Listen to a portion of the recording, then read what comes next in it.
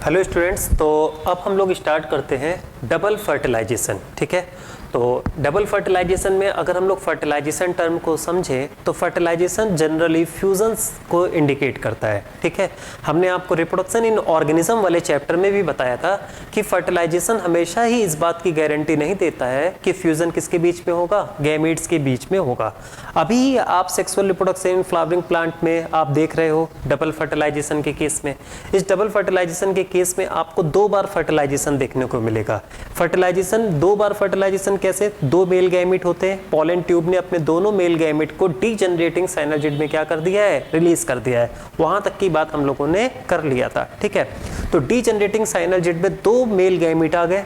एक male gamete किसे जाकर फ्यूज करेगा? तो एक मेल गैमीट जो है वो फीमेल गैमीट को फ्यूज करता है। ठीक है, तो मेल गैमीट फीमेल गैमीट के फ्यूजन से जाइगोट का फॉर्मेशन होगा, ये बात क्लियर है। लेकिन जो दूसरा मेल गैमीट होता है वो किसे फ्यूज करता है? तो वो पोलर न्यूक्लियाई को फ्यूज करेगा। 2 पोलर न्यूक्लियस होते हैं, इस वजह से हम लोग पोलर न्यूक्लियाई कहते हैं। ठीक है, तो वो पोलर न्यूक्लियस को फ्यूज करेगा। अगर वो पोलर न्यूक्लियस को फ्यूज कर रहा है तो पोलर न्यूक्लियाई तो अपने आप में गैमीट नहीं है। इसका मतलब है कि एक तरफ मेल गैमीट है और दूसरी तरफ पोलर न्यूक्लियस है। लेकिन उस इवेंट को भी हम लोग क्या बोलते हैं? फर्टिलाइजेशन बोलते हैं। 2 पोलर न्यूक्लियस और एक मेल गैमीट, मतलब अगर हम सारी सेलों को कंबाइन करें तो 3 सेलों का फ्यूजन है, तो उसे हम लोग बोलते हैं ट्रिपल फ्यूजन। क्या कहेंगे? Triple fusion. ठीक है, तो ट्रिपल फ्यूजन जब होता है तो ट्रिपल फ्यूजन वाले केस को भी हम लोगों ने किसकी तरह कंसिडर किया है? फर्टिलाइजेशन की तरह क्या किया है? कंसिडर किया है। और मेल गैमीट और फीमेल गैमीट का जब फ्यूजन होता है, जिसे हम लोग स्पेसिफिकली सिनगैमी कहते हैं, तो सिनगैमी को भी किसकी तरह कंसिडर किया जाता है? फर्टिलाइजेशन। ठीक है, तो एक केस जिसमें मेल गैमीट फीमेल गैमीट को फ्यूज करेगा उसे हम लोग सिनगैमी कहते हैं, और दूसरा केस जिसमें मेल गैमीट 2 पोलर न्यूक्लियाई को फ्यूज करेगा उसे हम लोग कहते हैं ट्रिपल फ्यूजन कहते हैं। ठीक है, तो चाहे ट्रिपल फ्यूजन हो चाहे सिनगैमी हो, दोनों को ही हम लोग क्या मानते हैं? फर्टिलाइजेशन। तो 2 बार फ्यूजन हो रहा है। ठीक है, तो इस वजह से हम लोग इवेंट को क्या कहते हैं? Double fertilisation.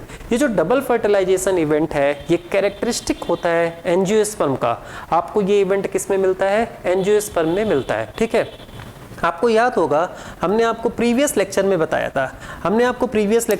था, अगर हम फिर से लिख दें कि मेल गैमेट फीमेल गैमेट से फ्यूज होगा। ठीक है, तो मेल गैमेट जब फीमेल गैमेट से फ्यूज होगा तो इस इवेंट को हम लोग क्या कहेंगे? तो इस इवेंट को हम लोग कहेंगे सिनगैमी। ठीक है, तो मेल गैमीट फीमेल गैमीट से फ्यूज होगा तो इस इवेंट को हम लोग क्या कहेंगे? सिनगैमी। और सिनगैमी से किसका फॉर्मेशन होगा? तो सिनगैमी से जाइगोट का फॉर्मेशन होगा, और इस तरह से जाइगोट की प्लॉइडी क्या होगी? 2 है। ठीक है, तो ये फर्स्ट फर्टिलाइजेशन है। ठीक है, तो ये फर्स्ट फर्टिलाइजेशन है। और सेकेंड फर्टिलाइजेशन क्या होगा? तो सेकेंड फर्टिलाइजेशन अगर हम लिख देते हैं तो सेकेंड फर्टिलाइजेशन, तो एंजियोस्पर्म के केस में सेकेंड फर्टिलाइजेशन में मेल गैमेट है। अब जो मेल गैमेट फ्यूज होगा वो एक 2n न्यूक्लियस के साथ फ्यूज होता है। तो ये जो हमने बनाया, ठीक है, तो इसको ऐसे हम सीधे बना दें, है ना। तो ये जो मेल गैमेट है, ठीक है, ये 2n न्यूक्लियस के साथ क्या होगा? फ्यूज होगा। ये जो 2n न्यूक्लियस है ये खुद किससे बनता है? तो ये 2n न्यूक्लियस खुद पोलर न्यूक्लियस के फ्यूजन से बनता है। ठीक है, अब देखो एक बात समझो, आपको पता है कि अगर हम लोग एम्ब्रियो सैक का डायग्राम देखें तो एम्ब्रियो सैक के डायग्राम में हमने आपको खूब बताया था एंटीपोडल होता है चलजल एंड की तरफ। ठीक है, फिर माइक्रोपाइलर एंड की तरफ क्या हुआ करता था? एगोपरेटस हुआ करता था। ठीक है, और फिर एक जो बड़ी सी सेल है उसे हम लोग क्या कहते थे? Central cell. और सेंट्रल सेल में 2 न्यूक्लियस होते थे, 2 हैप्लॉइड न्यूक्लियस, जिसे क्या कहा जाता था? जिसे पोलर न्यूक्लियस कहते थे। ठीक है, तो कितने पोलर न्यूक्लियस हुआ करते थे? 2 पोलर न्यूक्लियस हुआ करते थे। तो जब मेल गैमेट पोलर न्यूक्लियस को फ्यूज करने आता है, मतलब जस्ट बिफोर ट्रिपल फ्यूजन या जस्ट बिफोर फर्टिलाइजेशन, तो जस्ट बिफोर ट्रिपल फ्यूजन या फिर जस्ट बिफोर फर्टिलाइजेशन, दोनों पोलर न्यूक्लियस आपस में फ्यूज कर जाते हैं। ठीक है, और दोनों पोलर न्यूक्लियस आपस में फ्यूज करके एक डिप्लॉयड न्यूक्लियस का फॉर्मेशन करता है। ठीक है, और उसी डिप्लॉयड न्यूक्लियस को क्या कहते हैं? तो उसी डिप्लॉयड न्यूक्लियस को कहा जाता है सेकेंडरी न्यूक्लियस। ठीक है, तो उसे ही कहेंगे सेकेंडरी न्यूक्लियस, या फिर उसे ही कहते हैं डेफिनेटिव न्यूक्लियस। ठीक है, इसकी प्लॉइडी भी काफ़ी सारे क्वेश्चनों में आपसे पूछा जाता है कि डेफिनेटिव न्यूक्लियस की प्लॉइडी क्या होती है, और हम लोगों को डेफिनेटिव न्यूक्लियस का के बारे में पता नहीं होता है कि डेफिनेटिव न्यूक्लियस किस स्ट्रक्चर को कहा जा रहा है, ठीक है। तो इस तरह से मेल गैमेट इस 2n स्ट्रक्चर को क्या करेगा, फ्यूज करेगा, और इस 2n स्ट्रक्चर को फ्यूज करेगा, और ये 2n होता है, मेल गैमेट क्या होगा, n होगा, और 2n और n मिलाकर क्या बन जाएगा, 3n न्यूक्लियस बन जाता है, ठीक है। इसी 3n न्यूक्लियस को बोलते हैं PEN, प्राइमरी एंडोस्पर्म न्यूक्लियस। तो इसे हम लोग PEN कहते हैं, प्राइमरी एंडोस्पर्म न्यूक्लियस, ठीक है। तो दरअसल क्या होता है कि आपको पता है कि ये जो फीमेल गैमेटोफाइट एम्ब्रियो सैक होता है वो 8 न्यूक्लिएटेड 7 सेल्ड स्ट्रक्चर होता है। जो पोलर न्यूक्लियस होते हैं वो किसका पार्ट होते हैं, सेंट्रल सेल का पार्ट होता है। तो सेकेंडरी न्यूक्लियस किसका पार्ट होगा, सेंट्रल सेल का पार्ट होगा, और सेकेंडरी न्यूक्लियस को मेल गैमेट ने फ्यूज किया है। तो मेल गैमेट ने फ्यूज किया है तो सेंट्रल सेल के ही न्यूक्लियस को हम लोग अब क्या कहने लगेंगे, प्राइमरी एंडोस्पर्म न्यूक्लियस, और खुद सेंट्रल सेल को हम लोग क्या कहने लग जाएंगे, और सेंट्रल सेल को हम लोग कहने लग जाएंगे प्राइमरी एंडोस्पर्म सेल, ठीक है। तो सेंट्रल सेल को हम लोग प्राइमरी एंडोस्पर्म सेल कह रहे हैं, इसका मतलब प्राइमरी एंडोस्पर्म न्यूक्लियस या फिर प्राइमरी एंडोस्पर्म सेल की प्लॉइडी क्या होगी, 3n, ठीक है। नाम से ही पता लग रहा है कि इसे प्राइमरी एंडोस्पर्म सेल कह रहे हैं, इसका मतलब है कि ये आगे चलकर डिवाइड करके क्या बनाएगा, एंडोस्पर्म बनाएगा, और जाइगोट आगे चलकर डिवाइड करके क्या बना देता है, एम्ब्रियो बना देता है। तो आपको समझ में आ गया। तो यहाँ पर एंजियोस्पर्म के केस में जो एंडोस्पर्म का फॉर्मेशन होता है वो कब होता है, तो during the time of double fertilization होता है। एंजियोस्पर्म के केस में जो एंडोस्पर्म का फॉर्मेशन होता है, ठीक है, वो प्राइमरी एंडोस्पर्म सेल से होता है, ठीक है। और प्राइमरी एंडोस्पर्म सेल 3n होती है, तो फिर जो एंडोस्पर्म बनेगा वो भी कैसा होगा, 3n होगा। तो कभी भी एंडोस्पर्म की प्लॉइडी पूछा जाए तो भी 3n, और प्राइमरी एंडोस्पर्म सेल की प्लॉइडी पूछी जाए तो 3n। खुद प्राइमरी एंडोस्पर्म सेल किसका कन्वर्जन है, सेंट्रल सेल का कन्वर्जन है, और वो जो प्राइमरी एंडोस्पर्म सेल और उसका जो प्राइमरी एंडोस्पर्म न्यूक्लियस है वो किससे बना है, तो वो बनता है ट्रिपल फ्यूजन से। तो इस इवेंट को तो कहा गया है सिनगेमी, और ये जो सेकेंड टाइम फर्टिलाइजेशन हुआ है तो इस इवेंट को क्या बोलते हैं, तो इस इवेंट को बोलते हैं ट्रिपल फ्यूजन, ठीक है। तो ट्रिपल फ्यूजन का जो प्रोडक्ट है वो PEN है, PEC है। जानते हो कई बार आपसे एग्जामिनर पूछेगा कि ट्रिपल फ्यूजन का रिजल्ट क्या होता है, और ऑप्शन में एंडोस्पर्म दिया रहता है, PEC भी दिया रहता है। हम लोग बहुत तेज एंडोस्पर्म को टिक कर देते हैं, लेकिन आप ध्यान रखना ट्रिपल फ्यूजन से रिजल्ट तो एक सेल का फॉर्मेशन होगा ना, एक न्यूक्लियस का फॉर्मेशन होगा। तो हम लोगों को किसे प्रीफर करना चाहिए, हमें प्राइमरी एंडोस्पर्म सेल को प्रीफर करना चाहिए, प्राइमरी एंडोस्पर्म न्यूक्लियस को प्रीफर करना चाहिए। जब ऑप्शन में PEC और PEN नहीं है तब हम कह सकते हैं कि ट्रिपल फ्यूजन का रिजल्ट कौन होता है, एंडोस्पर्म होता है। लेकिन अगर ऑप्शन में प्राइमरी एंडोस्पर्म न्यूक्लियस और प्राइमरी एंडोस्पर्म सेल दिया है तो अब हमको यही कहना चाहिए कि ट्रिपल फ्यूजन का रिजल्ट क्या होता है, तो ट्रिपल फ्यूजन का रिजल्ट प्राइमरी एंडोस्पर्म सेल। ये ठीक वैसे ही है जैसे हमसे जब पूछा जाता है सिनगेमी का रिजल्ट क्या होगा, तो सिनगेमी का रिजल्ट हम लोग एम्ब्रियो थोड़ा ना कहते हैं, सिनगेमी का रिजल्ट हम यूनिसेलुलर स्ट्रक्चर जाइगोट कहते हैं। तो ऑब्वियस है कि ट्रिपल फ्यूजन से तो एक यूनिसेलुलर स्ट्रक्चर बन रही है ना, तो फिर ट्रिपल फ्यूजन को जो रिजल्ट होगा वो PEC प्राइमरी एंडोस्पर्म सेल हमें कहना है, ठीक है। तो सिनगेमी प्लस ट्रिपल फ्यूजन को मिलाकर हम लोग डबल फर्टिलाइजेशन कहते हैं। और इसमें जो इंपॉर्टेंट पॉइंट सेकेंडरी न्यूक्लियस और डेफिनेटिव न्यूक्लियस है, ठीक है। तो secondary nucleus and definitive nucleus found by fusion of polar nuclei just before the triple fusion या जस्ट बिफोर द फर्टिलाइजेशन। अब आपको ये सारी बातें क्लियर हो गई होंगी, प्लॉइडी क्लियर हो गई होगी, और ये बातें यहाँ पर लिखा हुआ है। तो डबल फर्टिलाइजेशन, ठीक है। अच्छा एक बात और, फाइनली जाइगोट आगे चलकर एम्ब्रियो बना देगा, और ये जो PEN है प्राइमरी एंडोस्पर्म न्यूक्लियस, ठीक है, और इसकी सेल को क्या कहेंगे, तो इसकी सेल को हम लोग बोलेंगे प्राइमरी एंडोस्पर्म सेल, ठीक है। तो प्राइमरी एंडोस्पर्म सेल आगे चलकर क्या बना देगा, एंडोस्पर्म।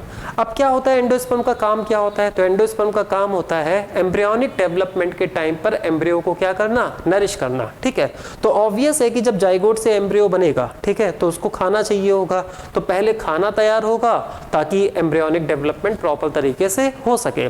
तो इस वजह से एंजियोस्पर्म के केस में क्या होता है कि डबल फर्टिलाइजेशन तो पैरेलल हो जाता है, लेकिन डबल फर्टिलाइजेशन के बाद जो फर्दर इवेंट है जैसे जाइगोट से एम्ब्रियो का बनना, तो जाइगोट से एम्ब्रियो तुरंत नहीं बनेगा, ठीक है, वो रेस्टिंग फेज में जाइगोट चला जाएगा, कुछ समय तक क्या रहेगा, वेट करेगा, और किसका वेट करेगा, एंडोस्पर्म के डेवलप होने का, ठीक है। तो प्राइमरी एंडोस्पर्म सेल बार बार डिवाइड करके क्या बना देगा, एक प्रॉपर मल्टी सेलुलर टिश्यू बना देगा, जिसे हम लोग बोलते हैं एंडोस्पर्म बोलते हैं, ठीक है। और जब एंडोस्पर्म का फॉर्मेशन हो जाएगा, ठीक है, तब जाइगोट से क्या डेवलप होना स्टार्ट हो जाएगा, एम्ब्रियो डेवलप होना स्टार्ट हो जाएगा। इसका मतलब हम कह सकते हैं कि यहाँ पर एंजियोस्पर्म के केस में एंडोस्पर्म का जो डेवलपमेंट होता है वो एम्ब्रियोनिक डेवलपमेंट से पहले होता है। तो हम लोग एक स्टेटमेंट कहते हैं कि endosperm development precedes the embryonic development. तो आप लोगों को ये बात समझ में आ गया होगा। और अगर कभी आपसे एग्जामिनर पूछे why endosperm development precedes the embryonic development, तो हम लोग क्या कहेंगे, to ensure guaranteed nutrition to developing embryo, ताकि डेवलपिंग एम्ब्रियो को गारंटीड न्यूट्रिशन मिल सके। ठीक है। डबल फर्टिलाइजेशन बिफोर और after the entrance of pollen tube into the embryo sac. Embryo sac के अंदर पोलन ट्यूब की एंट्री हो गई है। बताओ एम्ब्रियो सैक के अंदर पोलन ट्यूब कहाँ एंटर करेगा, एंटीपोडल में, सेंट्रल सेल में, या फिर एगो ऑपरेटस में। हमने आपको प्रीवियस लेक्चर में खूब बताया था कि कहाँ से एंटर करेगा।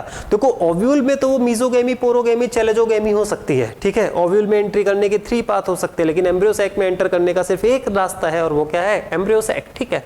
तो इस तरह से क्या हम कह सकते हैं कि एम्ब्रियो सैक में क्या होगी, एंट्री होगी। ठीक है। तो ये एम्ब्रियो सैक में both the polar nuclei of the central cell. अब देखो यही पॉइंट जो हम आपको बता रहे हैं, both the polar nuclei of the central cell. ठीक है। तो पोलर न्यूक्लियस किसका पार्ट होता है, सेंट्रल सेल का पार्ट होता है। Fuse together to form a diploid nucleus, वही फ्यूज होकर डिप्लॉयड न्यूक्लियस बनाएगा।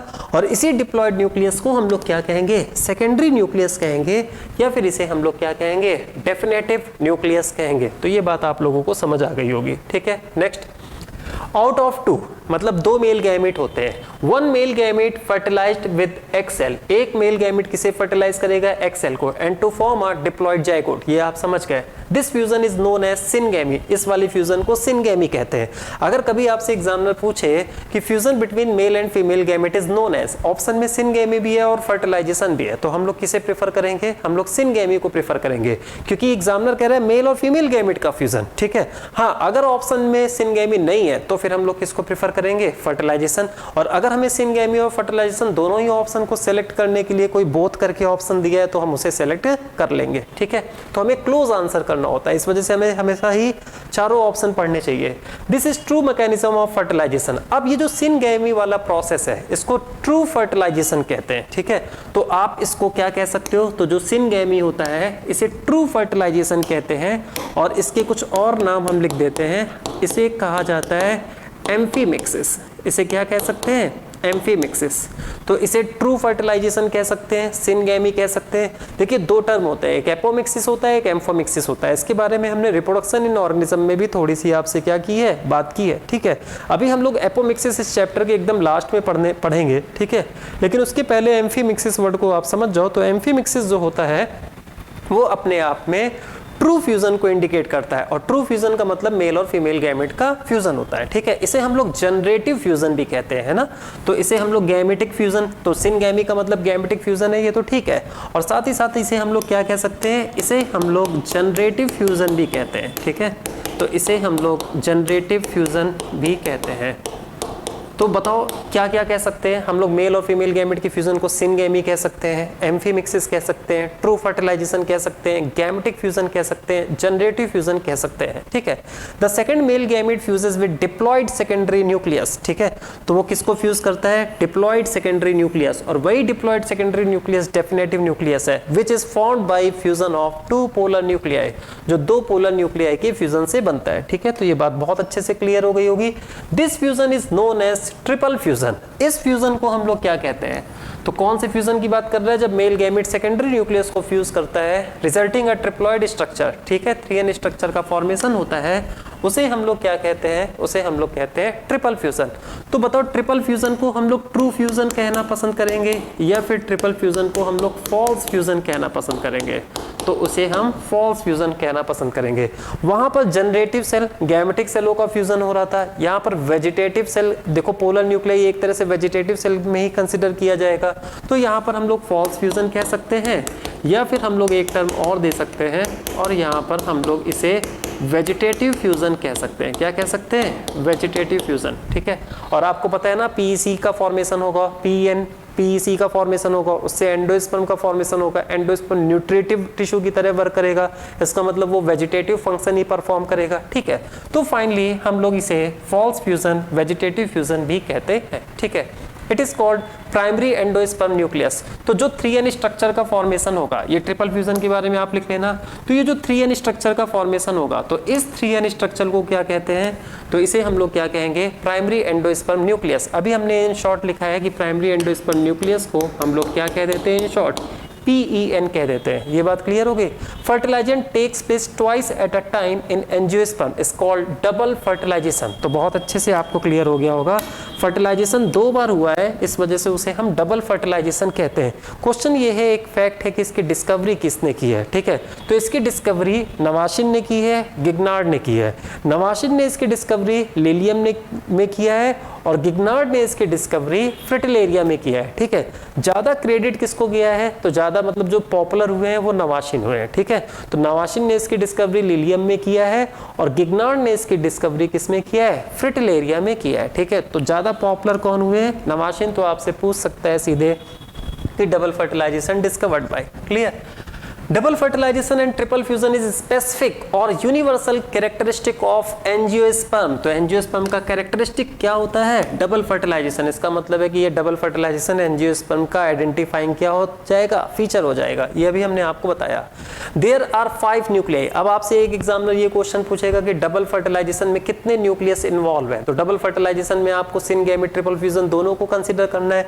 तो कितने न्यूक्लियस इन्वॉल्व है, तो अब देखो 2 पोलर न्यूक्लियस जो मिलाकर सेकेंडरी न्यूक्लियस बन जाते हैं, ठीक है। तो दो पोलर न्यूक्लियाई हो गया, एक मेल गैमेट हो गया, ठीक है। तो 2 पोलर न्यूक्लियाई, एक मेल गैमेट, 3 न्यूक्लियस हो गए ट्रिपल फ्यूजन में। इसी वजह से हम लोग उसे ट्रिपल फ्यूजन कहते हैं, ठीक है। और फिर उसके बाद अगर हम लोग बात करें सिन गैमेट, तो उसमें मेल गैमेट और फीमेल गैमेट, तो 3 and 2 triple fusion and syngamy. तो टोटल कितने न्यूक्लियाई इन्वॉल्व हो गए, 5। तो देयर आर 5 न्यूक्लियाई। तो कितने न्यूक्लियाई इन्वॉल्व हो गए, 5। There are 5 nuclei and 3 gametes participate in double fertilization। अब 3 गैमेट कैसे हैं, तो 2 मेल गैमेट हो गया और 1 फीमेल गैमेट हो गया। वो तो बात आपको समझ में आता है। तो कभी भी एग्जामिनर MCQ में ऐसे क्वेश्चन पूछ सकता है, तो आप समझ जाओगे, ठीक है। A zygote is formed by true fertilization और syngamy develops into embryo। ये अभी हमने आपको बताया। Triploid primary endosperm nucleus PEN is formed by triple fusion develops into endosperm, ठीक है। तो यहाँ पर हम लोग इस तरह से कहें ना कि प्राइमरी एंडोस्पर्म न्यूक्लियस का फॉर्मेशन है और प्राइमरी एंडोस्पर्म न्यूक्लियस किसका न्यूक्लियस कहलाएगा, सेंट्रल सेल का। तो सेंट्रल सेल को हम लोग क्या कहेंगे, प्राइमरी एंडोस्पर्म सेल। और प्राइमरी एंडोस्पर्म सेल किसका फॉर्मेशन करेगा, एंडोस्पर्म का, ठीक है। तो जैसे इन्होंने कह दिया है कि PEN आगे चलकर एंडोस्पर्म का फॉर्मेशन करेगा, तो आप ज्यादा अच्छा है कि आप ये कह सकते हो कि प्राइमरी एंडोस्पर्म न्यूक्लियस किसका पार्ट है, प्राइमरी एंडोस्पर्म सेल का। और प्राइमरी एंडोस्पर्म सेल ही किसका फॉर्मेशन कर देगा, तो ये किसका फॉर्मेशन कर देगा, ये एंडोस्पर्म का फॉर्मेशन कर देगा। क्लियर हो गई बात। प्राइमरी एंडोस्पर्म सेल किसका कन्वर्जन है, सेंट्रल सेल का। वो भी हमने आपको बताया। एंडोस्पर्म का काम क्या होता है, which is used as nutrition for developing embryo, growing embryo. ये बात आपको समझ में आती है। अब सवाल ये है कि जब फ्यूजन हो गया, डबल फर्टिलाइजेशन हो गया, अब बचा कौन कौन, तो देखो कौन कौन बचा। तो आपको पता है ना कि जब पॉलन ट्यूब एंटर कर रहा था तो एक साइनर्जिड तो वहीं पर डिजनरेट हो गई थी, लेकिन एक साइनर्जिड अभी भी बची हुई थी, एंटीपोडल्स बचे हुए थे, ठीक है। तो फिर डबल फर्टिलाइजेशन के बाद ये जो बाकी बची हुई एंटीपोडल है और साथ ही साथ 1 साइनर्जिड है, इनका क्या होगा, तो ये सब के सब क्या हो जाते हैं, डीजनरेट हो जाते हैं। क्लियर हो गई बात। तो ये सब के सब क्या हो जाएंगे, डीजनरेट हो जाएंगे। तो all the remaining cells of embryo sac like antipodal cell या जो भी साइनर्जिड है degenerate excluding zygote and primary endosperm nucleus. या तो आपको पता है प्राइमरी एंडोस्पर्म न्यूक्लियस को एंडोस्पर्म बनाना है, जाइगोट को एम्ब्रियो बनाना है, ठीक है। तो कौन कौन सी डीजनरेट हो जाएंगी, जिनका काम नहीं है, एंटीपोडल डीजनरेट हो जाएगा, साइनर्जिड डीजनरेट हो जाएगा। अगर कभी आपको लगेगा कि फिर ये कर क्या रहे थे, है ना, इनका काम क्या है, इनका फंक्शन क्या है, तो देखो क्या होता है कि जिनका भी क्या कहते हैं, जो भी डीजनरेट हो रहा है, तो वो जो भी डिजनरेट हो रहा है वो अल्टीमेट अपने अंदर जितना भी न्यूट्रिशन है वो अपनी आसपास की स्ट्रक्चर को प्रोवाइड कर देगा, ठीक है। तो इसका मतलब है कि जाइगोट के डेवलपमेंट को कौन नरिश कर सकता है, तो एंटीपोडल और साइनर्जिड भी स्टार्टिंग में क्या कर सकते हैं, नरिश कर सकते हैं, ठीक है। At this time zygote obtains food from the degenerating synergid and antipodal. ठीक है, तो स्टार्टिंग में बिगिनिंग में क्या होता है, जब डीजनरेटिंग साइनर्जिड है या फिर डीजनरेटिंग एंटीपोडल्स हैं तो वो जाइगोट को क्या कर सकते हैं, कुछ समय तक के लिए नरिश कर सकते हैं। लेकिन अगर हमसे एग्जामिनर कभी भी पूछेगा ना कि एम्ब्रियोजेनी के टाइम पर, एम्ब्रियोनिक डेवलपमेंट के टाइम पर जो एम्ब्रियो जो है फूड को ऑब्टेन कर रहा है वो कहाँ से ऑब्टेन कर रहा है, तो किससे ऑब्टेन कर रहा है, एंडोस्पर्म। अच्छा, एक क्वेश्चन बहुत इंपॉर्टेंट है, अगर इसको जिम्नोस्पर्म के साथ लिंक किया जाए, आप सबने प्लांट किंगडम में पढ़ा है ना कि जिम्नोस्पर्म का जो एंडोस्पर्म होता है वो हैप्लॉइड होता है, बहुत पॉपुलर क्वेश्चन है। और एंजियोस्पर्म का जो एंडोस्पर्म है वो क्या होता है, ट्रिप्लॉइड। एंजियोस्पर्म का जो एंडोस्पर्म है वो ट्रिपल फ्यूजन से बना है, और जिम्नोस्पर्म का जो एंडोस्पर्म है वो फीमेल गैमेटोफिटिक स्ट्रक्चर होता है, वो मेगास्पोर से डेवलप होता है। इसका मतलब है कि वो कैसा होता है, वो गैमेटोफाइट है, वो हैप्लॉइड स्ट्रक्चर है। तो जिम्नोस्पर्म का एंडोस्पर्म हैप्लॉइड होता है, पार्ट ऑफ फीमेल गैमेटोफाइट होता है, मतलब आप उसे फीमेल गैमेटोफिटिक स्ट्रक्चर कह सकते हो। और एंजियोस्पर्म का जो एंडोस्पर्म होता है वो ट्रिप्लॉइड होता है, वो ट्रिपल फ्यूजन से बनता है। ठीक है, तो एंजियोस्पर्म में 3N हुआ एंडोस्पर्म, और वहां पर कैसा हुआ, तो वहां पर कैसा हुआ, N हुआ। और एक इंपॉर्टेंट बात, वहां पर जिम्नोस्पर्म के केस में फीमेल गैमेटोफाइट का तो फॉर्मेशन फर्टिलाइजेशन से पहले ही होता है, तो हम बहुत आराम से सोच सकते हैं कि जिम्नोस्पर्म के केस में एंडोस्पर्म का डेवलपमेंट बिफोर फर्टिलाइजेशन हुआ है, और यहाँ पर एंडोस्पर्म का डेवलपमेंट आफ्टर फर्टिलाइजेशन होगा। फर्टिलाइजेशन से पहले पीसी बनेगा, पीसी को हम एंडोस्पर्म थोड़े ना कहेंगे, पीसी को हम लोग प्राइमरी एंडोस्पर्म सेल कहेंगे, और फिर उसमें डिवीजन होगा तो प्राइमरी, फिर उसमें एंडोस्पर्म का क्या हो जाएगा, फॉर्मेशन। ठीक है, the fertilization in which non motile gametes are carried to female gamete. ठीक है, अब एक टर्म है साइफोनोगैमी। ठीक है, तो उस टर्म से आपको अवेयर कराने जा रहे हैं। हमने आपको खूब बताया कि देखो पॉलिनेशन वहां पर हो रहा है जहां पर मेल गैमेट भी नॉन मोटाइल हो गया है, फीमेल गैमेट तो ब्रायोफाइट से ही नॉन मोटाइल हो चुका था, तो bryophyte, pteridophyte, gymnosperm, angiosperm, female gamete तो ब्रायोफाइट से ही नॉन मोटाइल हो गया था। ठीक है, जो मेल गैमेट है वो एंजियोस्पर्म में आकर क्या हो गया, नॉन मोटाइल हो गया। ठीक है, जिम्नोस्पर्म के केस में भी मोस्टली फीमेल गैमेट क्या है, नॉन मोटाइल है। तो फिर जब नॉन मोटाइल मेल गैमेट है तो फिर उसको फीमेल गैमेट तक पहुंचाने के लिए कोई स्ट्रक्चर चाहिए। तो बताओ, अभी आप लोगों ने जितना भी ऑब्जर्व किया तो मेल गैमेट सीधे फीमेल गैमेट तक किसके थ्रू पहुंचा, तो किसके थ्रू पहुंचा, पॉलन ट्यूब के थ्रू पहुंचा। ठीक है, तो पॉलन ट्यूब को हम साइफन टर्म से क्या कर देते हैं, रिलेट कर देते हैं। तो जहां पर भी पॉलन ट्यूब का फॉर्मेशन होगा, मतलब जहां पर भी पॉलन ग्रेन है, पॉलिनेशन है, पॉलन ट्यूब है, तो पॉलन ट्यूब के थ्रू जब मेल गैमेट फीमेल गैमेट के पास पहुंचता है तो उस तरह के फ्यूजन गैमी को हम लोग बोलते हैं साइफोनोगैमी। ठीक है, तो फिर हम लोग कह सकते हैं कि साइफोनोगैमी जिम्नोस्पर्म में भी है, साइफोनोगैमी एंजियोस्पर्म में भी है।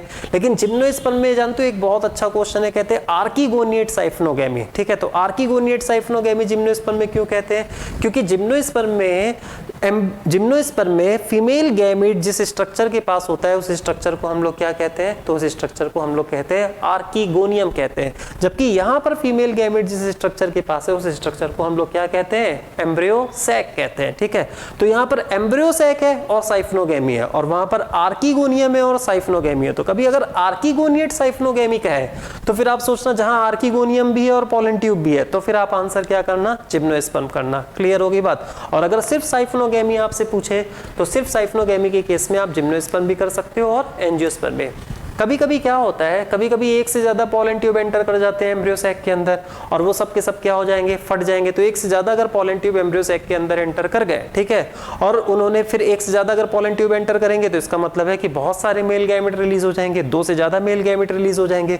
जब दो से ज्यादा मेल गैमेट रिलीज हो जाते हैं, ठीक है, आपने पढ़ा ना मोनोसाइफनस कंडीशन, पॉलीसाइफनस कंडीशन। तो पॉलीसाइफनस कंडीशन अगर है, एक से ज्यादा पॉलन ट्यूब जो है वन का फॉर्मेशन हो गया, डीजेनरेटिंग साइनर्जिड में एक से ज्यादा पॉलन ट्यूब की एंट्री हो गई, ठीक है, या दोनों ही डीजेनरेटिंग साइनर्जिड में अलग अलग पॉलन ट्यूब की एंट्री हो गई, तो फिर कई सारे मेल गैमेट रिलीज होंगे। तो कई सारे अगर मेल गैमेट रिलीज हो जाएंगे तो उस कंडीशन को हम लोग पॉलीस्पर्मी कहते हैं। ठीक है, तो आपको बस इस टर्म से थोड़ा सा अवेयर होना है कि what do you mean by polyspermy. देखो पॉली का मतलब बहुत सारे, स्पर्मी का मतलब हो जाएगा गैमेट, मेल गैमेट, तो बहुत सारे मेल गैमेट, तो बहुत सारे मेल गैमेट का केस क्या होगा, जब बहुत सारी pollen tube, entry of more than one pollen tube into the ovule leading to occurrence of supernumerary male gamete is called. Supernumerary का मतलब है बहुत सारे, ठीक है।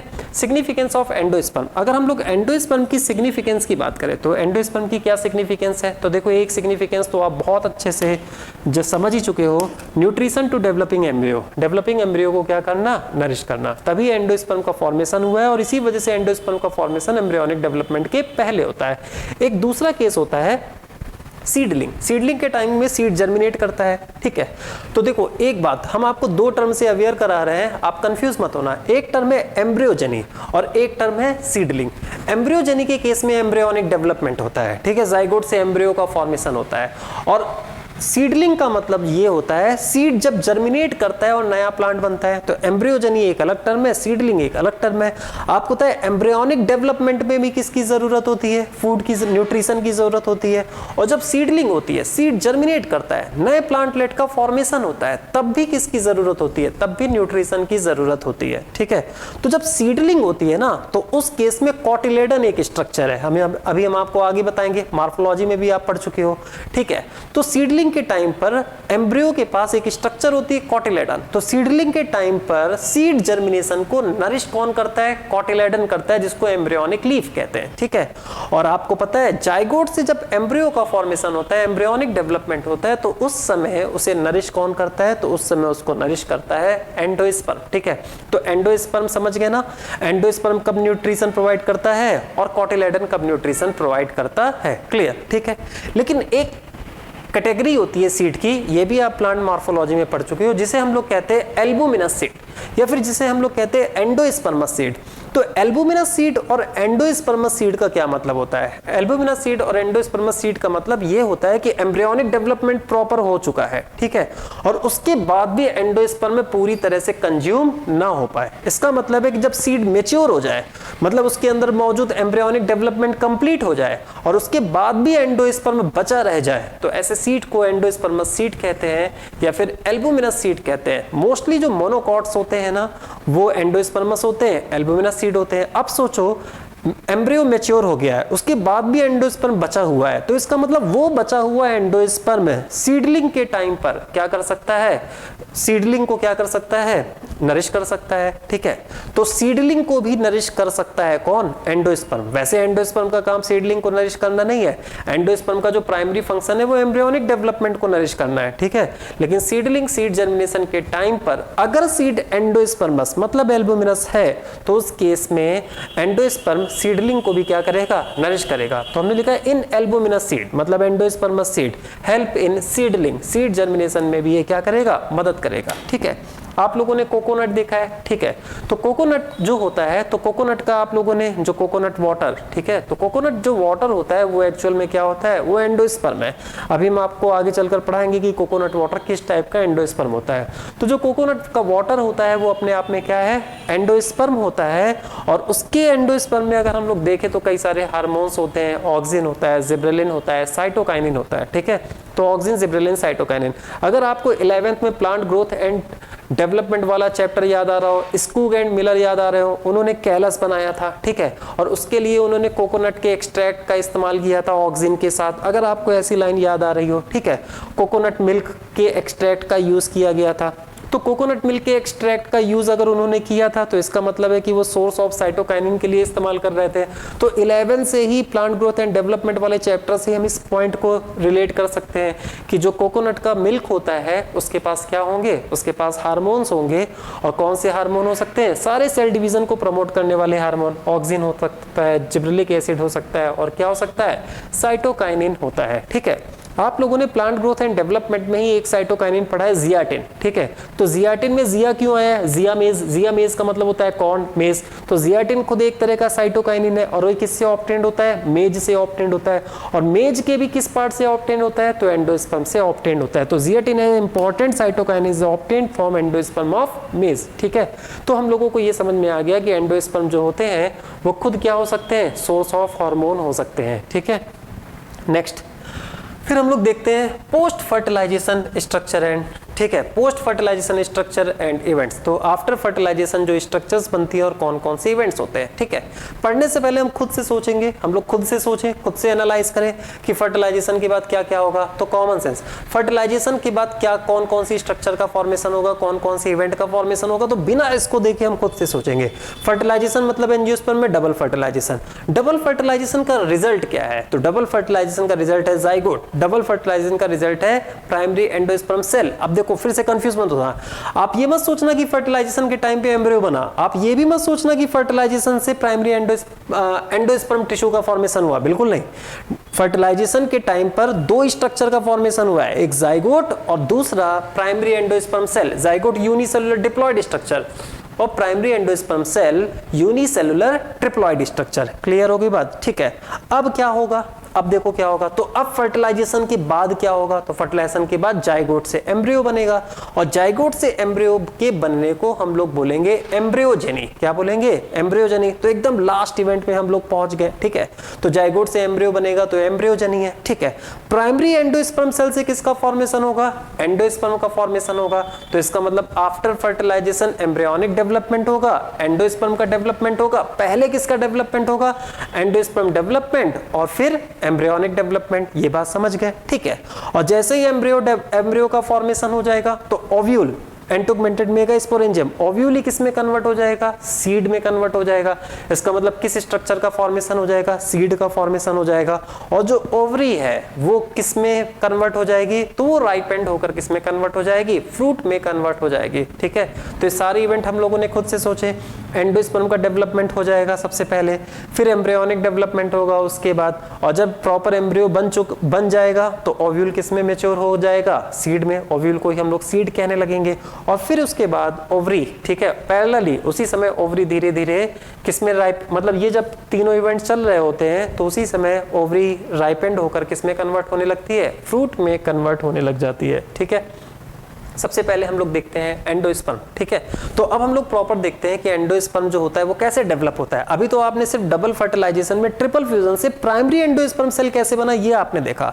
अभी हम लोगों ने ये नहीं देखा कि एंडोस्पर्म कैसे बना, अभी हम लोगों ने बस ये देखा था कि पीईसी प्राइमरी एंडोस्पर्म सेल और प्राइमरी एंडोस्पर्म न्यूक्लियस का फॉर्मेशन कैसे हुआ, अभी ये देखा था। अब हमें क्या देखना है, अब हमें एंडोस्पर्म का फॉर्मेशन कैसे होता है ये देखना है। तो देखो क्या होता है, दरअसल अभी हमने आपसे बोला कि एंडोस्पर्म जो होता है वो 3N है और पीईसी पीईएन, ठीक है, वो भी 3N है। तो अगर एंडोस्पर्म एक ऐसा टिश्यू है जिसकी हर सेल ट्रिप्लॉइड है और वो जिससे बना था वो भी ट्रिप्लॉइड है, तो फिर हमारा कॉमन सेंस ये कहता है कि एंडोस्पर्म मल्टीसेलुलर है और प्राइमरी एंडोस्पर्म यूनिसेलुलर है। तो यूस प्राइमरी एंडोस्पर्म सेल में क्या कराओ, माइटोसिस कराओ, ठीक है, इक्वेशनल डिवीजन कराओ, तो एक मल्टीसेलुलर मास बन जाएगा, ट्रिप्लॉइड मल्टीसेलुलर मास बन जाएगा, ठीक है।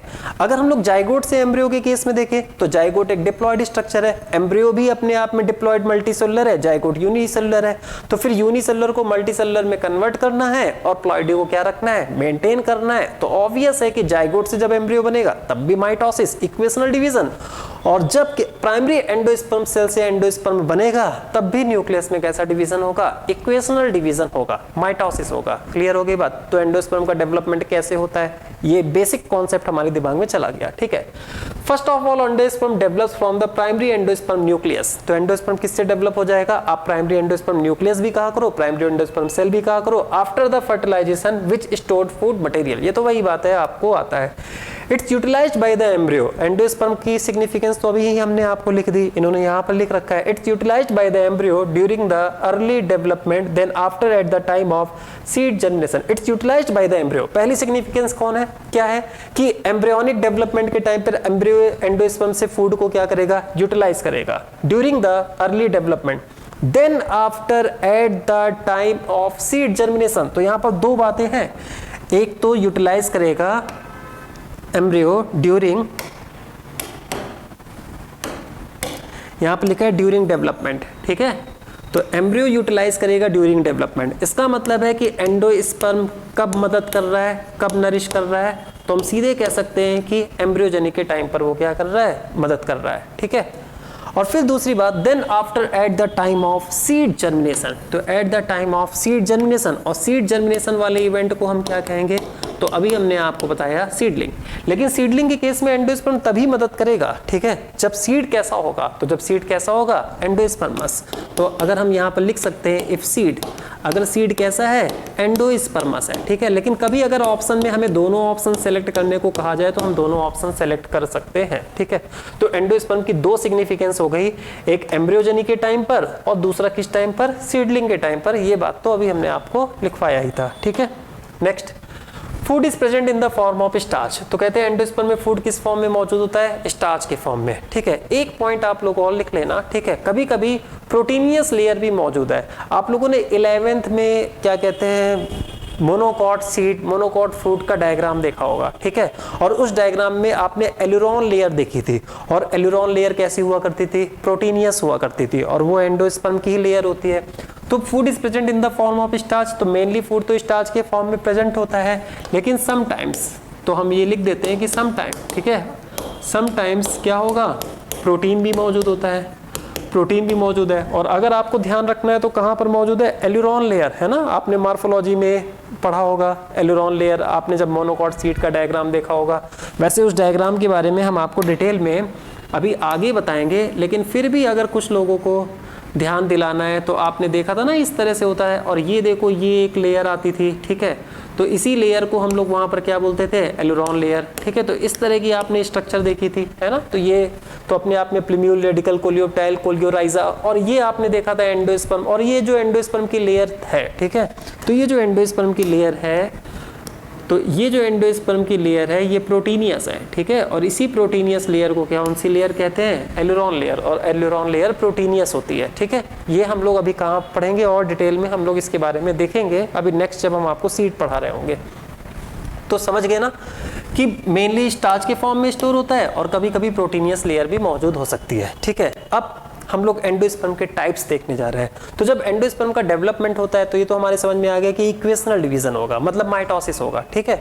और जब एंडोस्पर्म का डेवलपमेंट, ये मतलब बेसिक कॉन्सेप्ट हमने आपको बताया माइटोसिस, ठीक है, इक्वेशनल डिवीजन। अभी माइटोसिस में भी कुछ कहानी हो सकती है। अगर हम लोग देखें ना, तो अगर हम लोग पूरी बायोलॉजी को ऑब्जर्व करें तो माइटोसिस हमको दो तरह से देखने को मिली है।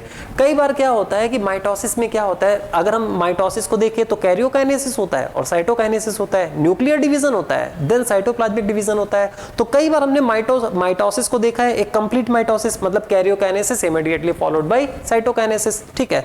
तो इसका मतलब है कि सीधे सेलों का फॉर्मेशन हो जाता है। लेकिन एक माइटोसिस हम लोगों ने खूब देखी है एफएनडी करके, ठीक है, एफएनडी जिसे हम लोग कहते हैं फ्री न्यूक्लियर डिवीजन। और फ्री न्यूक्लियर डिवीजन वाली माइटोसिस में क्या होता है कि कैरियोकाइनेसिस तो होती है लेकिन तुरंत साइटोकाइनेसिस नहीं होती है, साइटोकाइनेसिस बहुत बाद में होता है, ठीक है। तो if karyokinesis not immediately followed by cytokinesis, ठीक है, after some time cytokinesis takes place, ठीक है। तो इस तरह की माइटोसिस को जिसमें कैरियोकाइनेसिस तुरंत साइटोकाइनेसिस से फॉलो ना की जाती हो, मतलब कैरियोकाइनेसिस के जस्ट बाद साइटोकाइनेसिस ना हो और सिर्फ नंबर ऑफ न्यूक्लियस बढ़ते चले जाए, ठीक है, और प्रॉपर इक्वेशनल डिवीजन की तरह न्यूक्लियस में भी नंबर ऑफ क्रोमोसोम कैसे होंगे, पेरेंटल न्यूक्लियस जैसे, तो ऐसे माइटोसिस को हम लोग एफएनडी कहते हैं, फ्री न्यूक्लियर डिवीजन। अगर आपको याद हो तो इसी चैप्टर में जब हमने आपको डेवलपमेंट ऑफ एम्ब्रियो सैक पढ़ाया, डेवलपमेंट ऑफ फीमेल गैमेटोफाइट पढ़ाया था, एक मेगास्पोर से 8 न्यूक्लिएटेड 7 सेल्ड स्ट्रक्चर पढ़ाया था, ठीक है। तो आपको याद है एक मेगास्पोर के अंदर एक न्यूक्लियस था, उसमें 3 बार एफएनडी कराई थी, पहले 2 न्यूक्लियस आ गए थे, एक सेल था, फिर 4 न्यूक्लियस आ गए थे, फिर 8 न्यूक्लियस आ गए थे, याद आ रहा है। और फिर 8 न्यूक्लियस में 2 न्यूक्लियस जो है वो पोल से सेंटर में आ गए थे और उस बड़ी सेल को सेंट्रल सेल कहा था। फिर सेलुलाइजेशन, सेल वॉल का फॉर्मेशन हुआ था 6 न्यूक्लियस के अराउंड, तब जाके 8 न्यूक्लिएटेड 7 सेल्ड स्ट्रक्चर। तो वहां पर भी तो एफएनडी आपने पढ़ा था कि नहीं पढ़ा था, ठीक है, तो वहां पर भी आपको एफएनडी, ऐसा पूरी बायोलॉजी में बहुत बार आपने एफएनडी पढ़ रखा है, फ्री न्यूक्लियर डिवीजन, ठीक है। तो जब भी माइटोसिस आया करे ना, तो माइटोसिस जब भी आया करे ना, तो आप ये सोचा करो माइटोसिस का एक एस्पेक्ट एफएनडी भी होता है, ठीक है। बल्कि अगर हम माइटोसिस की बात करें तो ये तो सबको समझ में आती है कि 1 कैरियोकाइनेसिस और फिर उसके बाद karyokinesis immediately followed by cytokinesis, एक पेरेंटल सेल से 2 सेलों का फॉर्मेशन हो जाता है, एक न्यूक्लियस से 2 न्यूक्लियस और फिर एक सेल से 2 सेलों का फॉर्मेशन हो जाता है। लेकिन एक एस्पेक्ट माइटोसिस का एफएनडी भी है, ठीक है, फ्री न्यूक्लियर डिवीजन। तो एंडोस्पर्म जो होते हैं, अब हम लोग एंडोस्पर्म का डेवलपमेंट देखेंगे। तो एंडोस्पर्म 3 तरह के होते हैं, एक न्यूक्लियर होगा, एक सेलुलर होगा और एक हिलोबियल होगा, ठीक है। न्यूक्लियर और सेलुलर का जो इंटरमीडिएट होता है उसको हम लोग हिलोबियल टाइप कहते हैं। अभी हम लोग देख लेंगे, पहला एंडोस्पर्म न्यूक्लियर, दूसरा सेलुलर और एक तीसरी कैटेगरी होती है जिसको हम लोग हिलोबियल कहते हैं, ठीक है। तो सबसे पहले क्या होता है, तो 3 तरह के एंडोस्पर्म है। The endosperm is of 3 types on the basis of development के बेसिस पर। सबसे पहले न्यूक्लियर एंडोस्पर्म, ठीक है। अब देखो क्या होता है, न्यूक्लियर और सेलुलर आपको समझना है, लास्ट वाला भी आप अपने दिमाग से हटा दो क्योंकि लास्ट वाला क्या होता है, इन दोनों का इंटरमीडिएट होता है, ठीक है। तो हम लोगों को मेन समझना है न्यूक्लियर एंड सेलुलर, नाम से क्लियर है, हम जो आपको एफएनडी वाला कॉन्सेप्ट बता रहे हैं, ठीक है। अब न्यूक्लियर एंडोस्पर्म का फॉर्मेशन हो चाहे सेलुलर एंडोस्पर्म का फॉर्मेशन हो, एंडोस्पर्म अगर बन रहा है, ठीक है, पीईसी से और प्लॉइडी सेम है तो ऑब्वियस है माइटोसिस होगा। तो न्यूक्लियर एंडोस्पर्म का केस ऐसा होता है जहां पर कैरियोकाइनेसिस के तुरंत बाद साइटोकाइनेसिस नहीं होती है, ठीक है। तो न्यूक्लियर एंडोस्पर्म में क्या होता है कि बार बार डिवीजन होता है, ठीक है, बार बार कैरियोकाइनेसिस होती है और कैरियोकाइनेसिस के तुरंत बाद साइटोकाइनेसिस नहीं होती है। तो क्या होता है, सेल एक ही रहेगी, प्राइमरी एंडोस्पर्म सेल एक ही रहेगी और उसके अंदर बहुत सारे फ्री न्यूक्लियस का फॉर्मेशन हो जाएगा। तो हम लोग न्यूक्लियर एंडोस्पर्म को फ्री न्यूक्लियर एंडोस्पर्म भी कह सकते हैं, ठीक है। तो न्यूक्लियर एंडोस्पर्म के बारे में आपके दिमाग में एक इमेज बन गई, ठीक है। अभी हम आपको डायग्राम से भी दिखाएंगे, लेकिन ऐसा मत सोचना कि बहुत सारे फ्री न्यूक्लियस रहेंगे और क्या साइटोकाइनेसिस कभी नहीं होगी, तो ऐसा नहीं है। साइटोकाइनेसिस जब भी एफएनडी होता है ना, तो स्टार्टिंग में क्या होता है, मोस्टली एफएनडी के केस में क्या होता है कि स्टार्टिंग में तो साइटोकाइनेसिस नहीं होती है लेकिन बाद में जाकर साइटोकाइनेसिस होती है, ठीक है। तो फिर हम न्यूक्लियर एंडोस्पर्म को कैसे एक्सप्लेन करेंगे, तो प्राइमरी एंडोस्पर्म के न्यूक्लियस में फ्री न्यूक्लियर डिवीजन होगा, बार बार फ्री न्यूक्लियर डिवीजन होगा, एक ही सेल के अंदर बहुत सारे फ्री न्यूक्लियस का फॉर्मेशन हो जाएगा और कुछ समय के बाद फिर साइटोकाइनेसिस होगी, ठीक है। तो देखो nuclear endosperm this type of, और मोस्ट ऑफ द एंजियोस्पर्म में न्यूक्लियर एंडोस्पर्म होता है। आपको पता है ना, यहाँ पर हम लोगों ने मोस्टली कैप्सुला को लेकर डिस्क्राइब किया है ना। तो टिपिकल एंजियोस्पर्म में हम लोगों ने कैप्सुला का एग्जांपल ले लिया है, मोस्ट ऑफ द एंजियोस्पर्म का रिप्रेजेंटेटिव है। तो फिर हम लोग कह सकते हैं कि कैप्सुला में या फिर मोस्ट ऑफ द एंजियोस्पर्म में न्यूक्लियर एंडोस्पर्म होता है, ठीक है। तो this type of endosperm mostly found in dicot.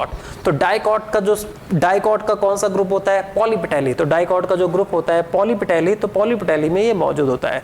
Nuclear endosperm is also present in, nuclear endosperm किस में मौजूद होता है, तो हमने आपसे कहा ना, आप इसको टिपिकल जैसा कंसीडर कर सकते हो, मोस्ट ऑफ द एंजियोस्पर्म में कंसीडर कर सकते हो। तो डाइकॉट का ये सबसे बड़ा ग्रुप है पॉलीपेटैली, है ना।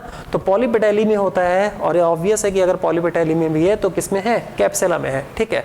अब देखो इस डायग्राम को देखो, ये न्यूक्लियर का बना हुआ है, ये सेलुलर का बना हुआ है और ये हिलोबियल टाइप है, ठीक है।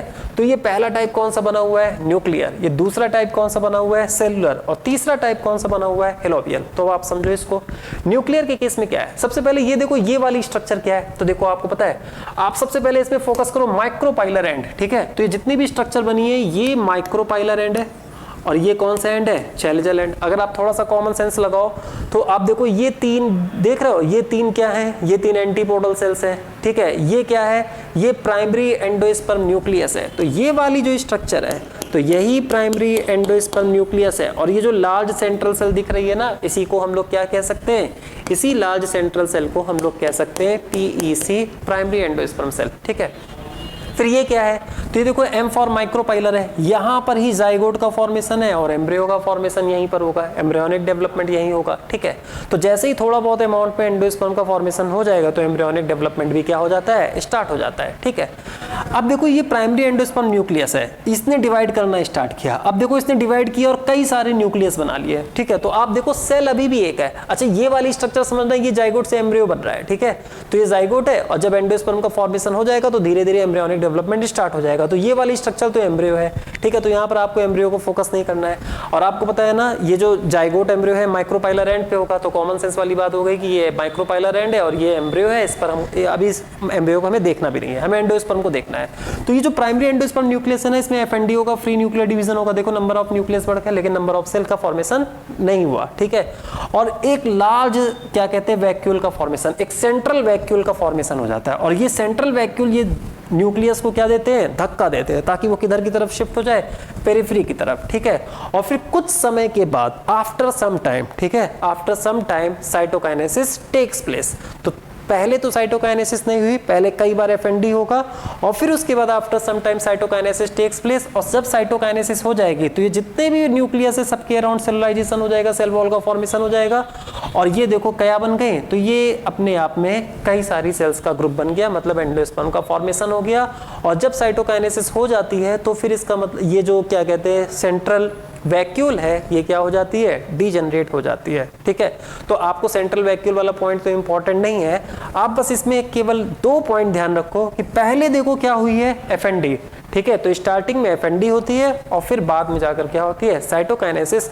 तो इसे हम लोग कहते हैं फ्री न्यूक्लियर एंडोस्पर्म या न्यूक्लियर एंडोस्पर्म। ठीक है, और एक दूसरी कैटेगरी क्या है, सेलुलर एंडोस्पर्म। तो देखो सेलुलर एंडोस्पर्म के, सेलुलर एंडोस्पर्म में आपका कॉमन सेंस कह रहा है कि जो प्राइमरी एंडोस्पर्म न्यूक्लियस है ना, तो इसमें जब कैरियोकाइनेसिस होगी तो karyokinesis immediately followed by cytokinesis.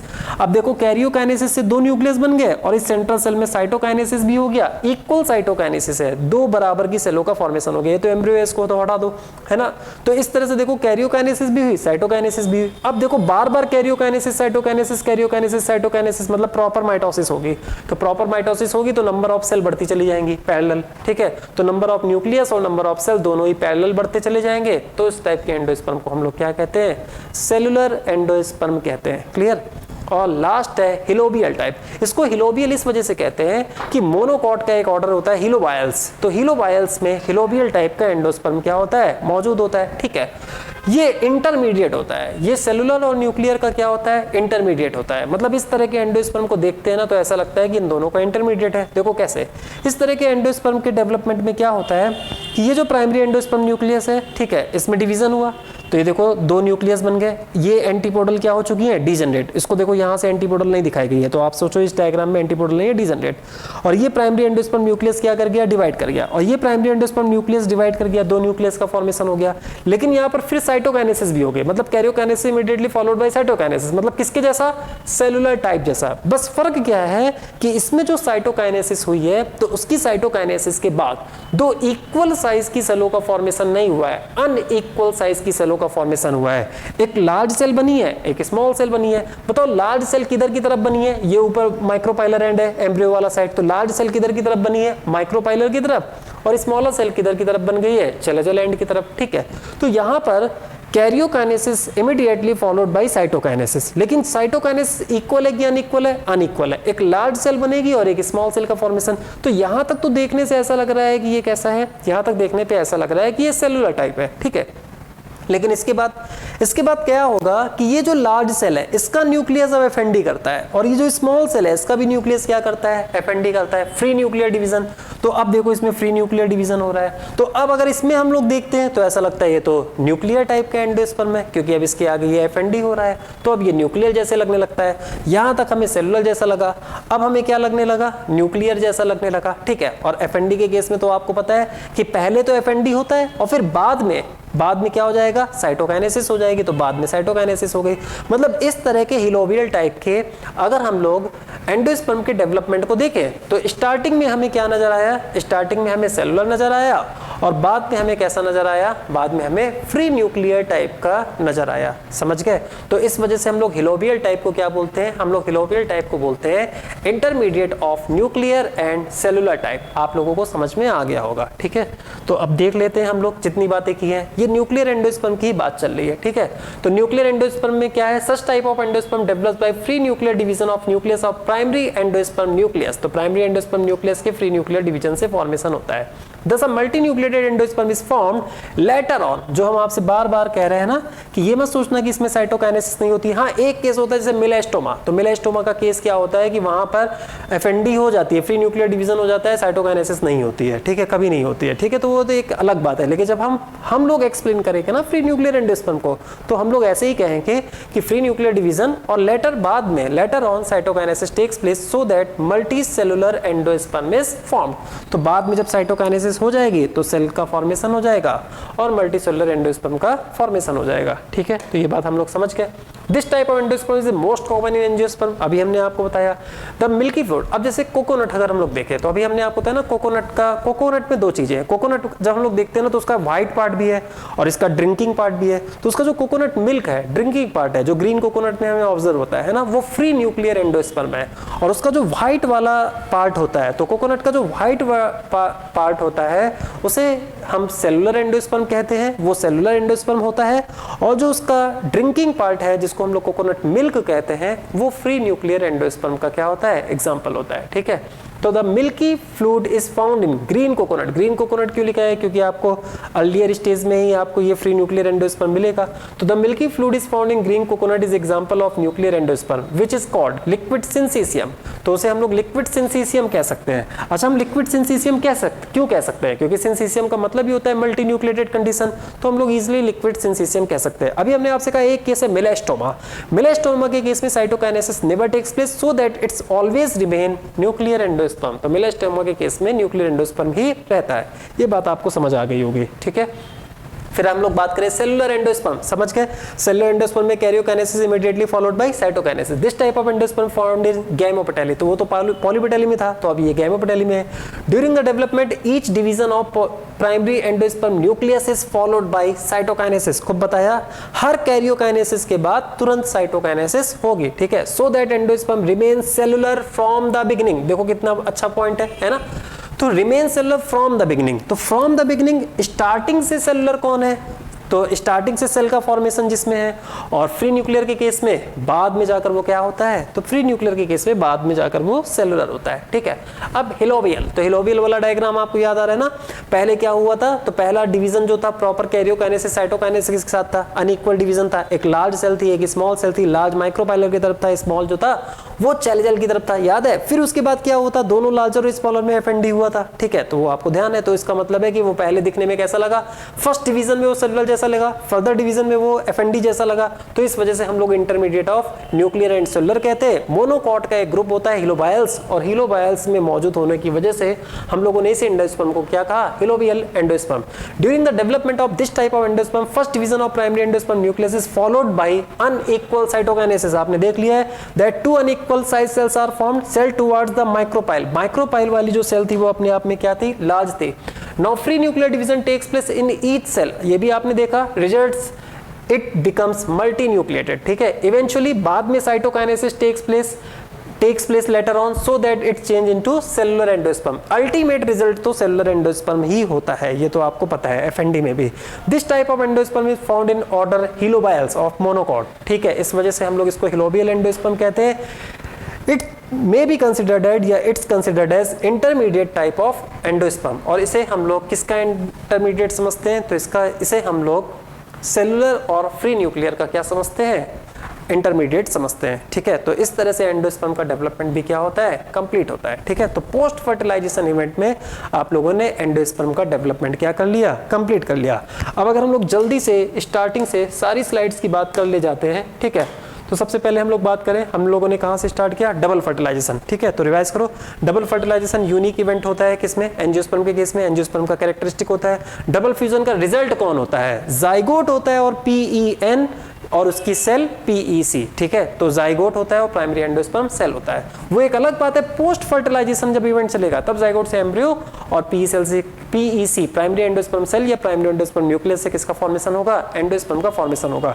Double fertilisation का मतलब क्या होता है, सिनगैमी प्लस ट्रिपल फ्यूजन। ठीक है, सिनगैमी में मेल और फीमेल गैमीट का फ्यूजन होता है और ट्रिपल फ्यूजन में मेल गैमीट का सेकेंडरी न्यूक्लियस डेफिनेटिव न्यूक्लियस के साथ फ्यूजन होता है। और सेकेंडरी न्यूक्लियस दो पोलर न्यूक्लियस के फ्यूजन से बनते हैं। ठीक है, इस वजह से PEC-PN 3N होगा और जो जाइगोट होगा वो अपने आप में क्या होगा, 2N होगा। सिनगैमी को हम लोग ट्रू फर्टिलाइजेशन मतलब एम्फीमिक्सिस कहते हैं।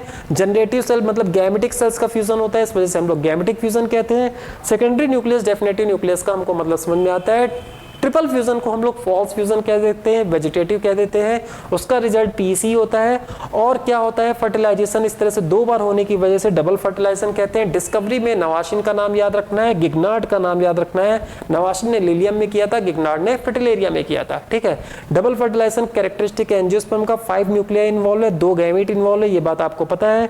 कौन एम्ब्रियो का फॉर्मेशन करेगा, कौन एंडोस्पर्म का फॉर्मेशन करेगा, ये बात आपको क्लियर हो गई। ठीक है, रिमेनिंग सेल एंटीपोडल और डीजनरेटिंग साइनर्जिड का क्या होता है, वो प्रॉपर डीजनरेट हो जाता है और इनिशियली जाइगोट को वो नरिश करने का काम करता है। ठीक है, तो जाइगोट किससे फूड को ऑब्टेन करेगा, डीजनरेटिंग साइनर्जिड से, एंटीपोडल को स्टार्टिंग में। लेकिन अगर हमसे एग्जाम में क्वेश्चन पूछेगा कि जाइगोट को नरिश करने का काम एम्ब्रियोनिक डेवलपमेंट के टाइम पे कौन करता है, तो हम प्रॉपर कहेंगे एंडोस्पर्मी कहता है। ठीक है, जब हमसे अलग से पूछेगा कि डीजनरेटिंग साइनर्जिड या एंटीपोडल का क्या काम है, तब हम बता सकते हैं कि वो स्टार्टिंग में जाइगोट को नरिश कर सकता है। ठीक है, और जब भी पॉलन ट्यूब, जहां पर भी पॉलन ट्यूब के through male gamete female gamete तक पहुंचता है, तो उसको हम लोग साइफनोगेमी कहते हैं। हमने आर्किगोनिएट साइफनोगेमी आपको जिम्नोस्पर्म में बता दिया। ठीक है, एक से ज्यादा अगर पॉलन ट्यूब एंटर कर जाएंगे तो बहुत सारे मेल गैमेट रिलीज हो जाएंगे, तो उस केस को हम लोग पॉलीस्पर्मी कहते हैं। एंडोस्पर्म की सिग्निफिकेंस क्या होता है, तो सीडलिंग में भी मदद करेगा, एम्ब्रियोनिक डेवलपमेंट में भी मदद करेगा। सीडलिंग में तब मदद करेगा जब वो एंडोस्पर्म सीड होगा, उसके बाद उसके पास हार्मोन्स भी होते हैं। जियाटिन हमको पता है मेज के एंडोस्पर्म से ऑब्टेन्ड होता है। पोस्ट फर्टिलाइजेशन इवेंट में सबसे पहले एंडोस्पर्म का डेवलपमेंट होगा, फिर एम्ब्रियोनिक डेवलपमेंट होगा, ओव्यूल सीड में कन्वर्ट हो जाएगा और ओवरी किस में कन्वर्ट हो जाएगा, फ्रूट में कन्वर्ट हो जाएगा। एंडोस्पर्म का मतलब हम लोग को समझ में आता है, एंडोस्पर्म जो होता है वो एम्ब्रियोजेनी और सीडलिंग दोनों के टाइम पर क्या होता है, इंपॉर्टेंट रोल प्ले करता है। एंडोस्पर्म में जो फूड होता है वो मेनली स्टार्च के फॉर्म में होता है। मोनोकॉट के केस में एल्यूरॉन लेयर होती है जो कि अपने आप में प्रोटीनियस होती है।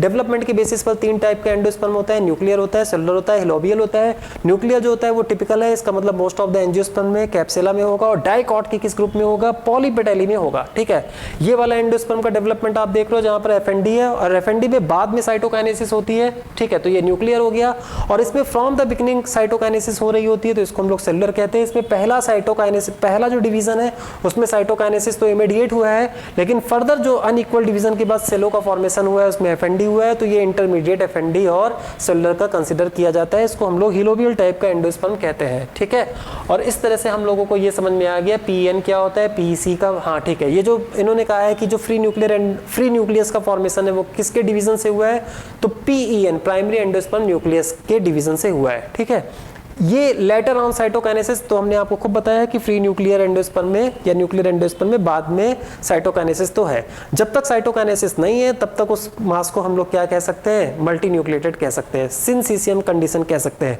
कोकोनट के केस में जो उसका मिल्की पार्ट होता है ना, कोकोनट वाटर जो होता है वो अपने आप में न्यूक्लियर एंडोस्पर्म को इंडिकेट करता है और उसे हम लोग लिक्विड सिनसीसियम कहते हैं। मेलास्टोमा के केस में कभी भी क्या कहते हैं, एफएनडी साइटोकाइनेसिस से फॉलो नहीं होता है, तो ये एक फैक्ट है, उसको आप ऐसे ही फैक्ट की तरह याद रखना। सेलुलर एंडोस्पर्म जो कि गैमोपेटैली में होता है, फ्रॉम द बिगिनिंग काइरियोकाइनेसिस के बाद साइटोकाइनेसिस होती है। ठीक है, हिलोबियल जो होता है वो दोनों का इंटरमीडिएट होता है। हिलोबियल में पहला डिवीजन जो है वो आप लोगों ने देख लिया कैसा होगा। पहला डिवीजन वो जो सेलुलर टाइप का है और उसके बाद जो है वो एफएनडी टाइप का है। इसको हम लोग इंटरमीडिएट कहते हैं। किसका हम लोग इंटरमीडिएट कहते हैं, न्यूक्लियर एंड सेलुलर का। ठीक है, तो इस तरह से आप लोगों को पूरा डबल फर्टिलाइजेशन और एंडोस्पर्म का डेवलपमेंट बहुत अच्छे से समझ आ गया होगा। ठीक है स्टूडेंट्स, थैंक यू। हम लोग मिलते हैं नेक्स्ट लेक्चर में। ठीक है।